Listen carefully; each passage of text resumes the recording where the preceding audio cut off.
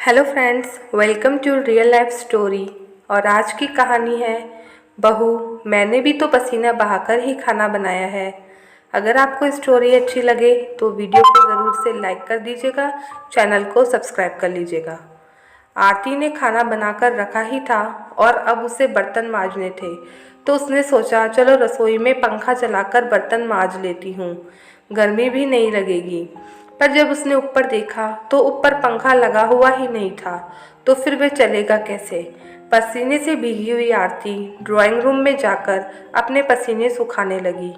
ऊपर से नीचे तक पसीना बह रहा था और ऐसी गर्मी में उसकी खाना बनाने में तो जान ही निकल रही थी। पसीना सुखाते सुखाते वे सोचने लगी कि अभी तो रसोई का मेरा पूरा काम पड़ा है, पूरी पट्टी फैली हुई है, बर्तन भी मांजने हैं, पूरे फर्नीचर को साफ करना है और रसोई में पंखा नहीं है। इतनी गर्मी में बिना पंखे के इतना काम मैं कैसे करूँगी। आरती की शादी अभी 6 महीने पहले ही हुई थी, सर्दियों में, और शादी के बाद अपने पति के साथ जहाँ वे नौकरी करते थे उस शहर में चली गई थी। पर अभी गर्मी की छुट्टियों में सासू माँ ने उसे अपने पास रहने को बुला लिया था, क्योंकि आरती की ननद भी छुट्टियों में रहने अपने मायके आई हुई थी।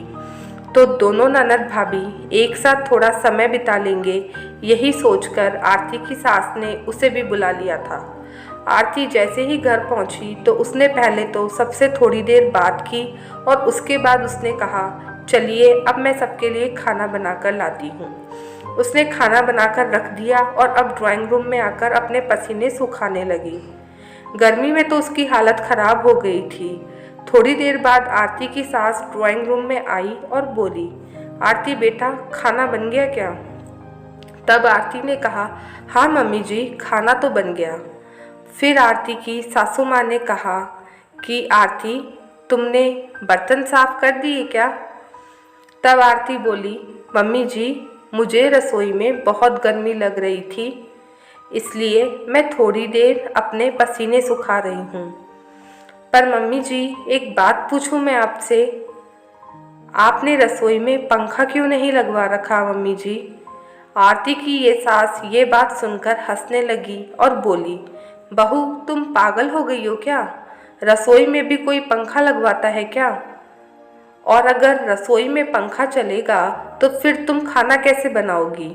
गैस तो हवा से बार बार बंद होगी, और हमने भी तो आज तक बिना पंखों के पसीना बहाकर खाना बनाया है, तो बहू तुम कोई अलग थोड़ी ना हो।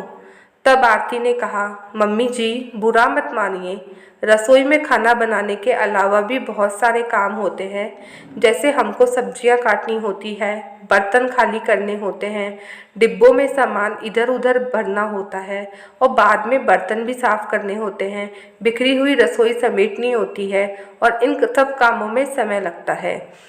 फिर ये सब काम हमें गर्मी में करने पड़ते हैं, और अगर पंखा चलाकर करेंगे तो हमें ही आराम मिलेगा। मम्मी जी हम बड़े बड़े घर बनवा लेते हैं, हम बड़े सारे हॉल, बड़ी हवादार कमरे, उनमें दो दो खिड़कियाँ, पंखे, कूलर, एसी सब लगवा लेते हैं, और रसोई को क्यों हम भूल जाते हैं? रसोई में हम फर्नीचर तो बहुत अच्छा लगवा लेते हैं, बहुत कलरफुल लाइट भी लगवा लेते हैं, पर पंखा ही क्यों लगवाना भूल जाते हैं?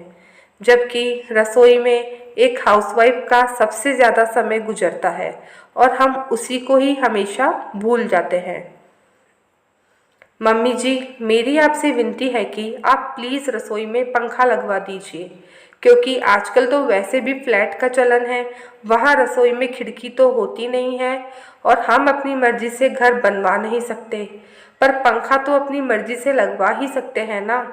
अगर आप पंखा लगवा देंगी तो मुझे बहुत आसानी होगी काम करने में। आरती की सास ने कहा कि हाँ बहू ऐसा तो मैंने कभी सोचा नहीं, और मेरी सास और मैंने तो बिना पंखे के ही रसोई में अपनी उम्र निकाल दी पसीना बहा बहा कर, पर अब मेरी समझ में आ गया है और अब मैं तेरा पसीना नहीं बहने दूंगी। मैं अब भी तेरे पापा जी को फ़ोन करती हूँ, वो शाम को पंखा ले आएंगे। आज आरती बहुत खुश थी, क्योंकि अब उसे गर्मी में काम नहीं करना पड़ेगा और सदियों से उनके घर में पसीना बहाकर खाना बनाने की रीत आज बदलने वाली है। अगर आपको स्टोरी अच्छी लगे तो वीडियो को ज़रूर लाइक कीजिएगा और मुझे बताइएगा कि किन किन के किचन में पंखा लगा हुआ है।